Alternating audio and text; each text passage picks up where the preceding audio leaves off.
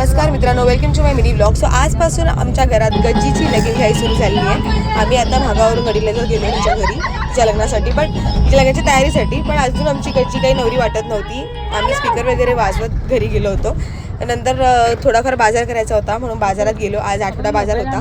तिथे करुणीने मावशीने आम्हाला फुल असं भरगचं सामान दिलं होतं. ते घेऊन आम्ही घरी गेलो आणि त्यांचं बाकीचं सामान ते शॉपिंग करत होते.